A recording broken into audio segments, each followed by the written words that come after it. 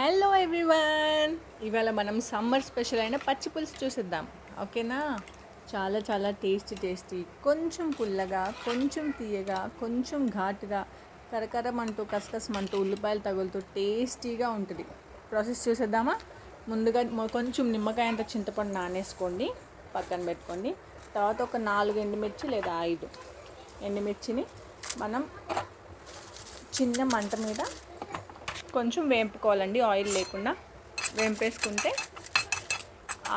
ఆ కారమే మనకి ఆ పచ్చి పులుసులోకి సరిపోద్ది. కారం ఏం వేసుకోము. ఆపేసుకొని చల్లారడానికి అది పక్కన పెట్టుకోండి. తర్వాత 2 మీడియం సైజ్ ఆనియన్స్ని ఇలా చిన్న సైజులో కట్ చేసుకొని పెట్టుకోండి. నేను 1 లీటర్ పట్టేంత గిన్నె తీసుకుంటున్నాను. ఆ గిన్నెలో మనం ఉల్లిపాయలు కట్ చేసుకున్నాం కదా, వాటి మధ్యలో మన 1 or 2 వేంపుకున్న ఎండుమిర్చి మధ్యలో పెట్టుకుని ఇట్లా చేత్తో పిసుకుతూ ఉండాలి, 2 కలిపేసి.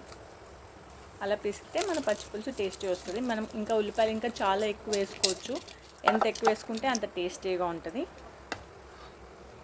తర్వాత అదన్నీ పిసికేసుకున్న తర్వాత మనం ఈ చింతపండు కూడా నానబెట్టుకున్నాం కదా, దాన్ని కూడా పిసికేసి ఆ చింతపండు పులుసుని కూడా మనం ఆ ఉల్లిపాయలు ఎండుమిర్చి నలిపి పెట్టుకున్న దాంట్లోకి మనం ఇలా పులుసు పోసేసుకోవాలి. పోసేసుకుని కొంచెం వాటర్ యాడ్ చేసుకోండి, పులుపు చూసుకోండి. తర్వాత దానికి సరిపడా ఉప్పు, మళ్ళీ దానికి మనకి 1 లీటర్ పచ్చి పులుసుకి కనీసం ఇంత బెల్లమైనా పడుతుందంటే ఎక్కువ. దాన్ని కూడా మెత్తగా నలిపేసుకొని ఆ పచ్చి పులుసులో వేసేసుకోవాలి. బెల్లం వేసేసుకున్నాక మొత్తం అన్నీ ఒకసారి చేతితో మనం పిసుక్కుంటే అన్నిటికీ ఫ్లేవర్స్ మనకి తెలుస్తాయి. అలా అన్నీ పిసికేసుకుంటే నెక్స్ట్ మనం తాలింపు వేసుకుంటే మన పచ్చి పులుసు రెడీ అయిపోద్ది. ఇలా తాలింపు కోసం బండి పెట్టుకుని నూనె వేసేసుకొని దాంట్లో ఇంగువ వేస్తాము లాస్ట్లో. మనం ఇలా వెల్లుల్లి రెబ్బలు, కొంచెం పప్పు దినుసులు, ఆవాలు, జీలకర్ర, పసుపు అన్నీ వేసుకొని మనం ముందుగా కొత్తిమీర ఇంకా కరివేపాకు చిన్నగా తరిగి పెట్టుకుంటాం కదా, అవి కూడా దానిలో వేసేసుకోవాలండి.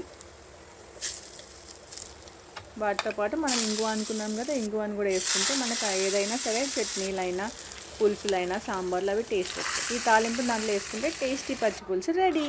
ప్లీజ్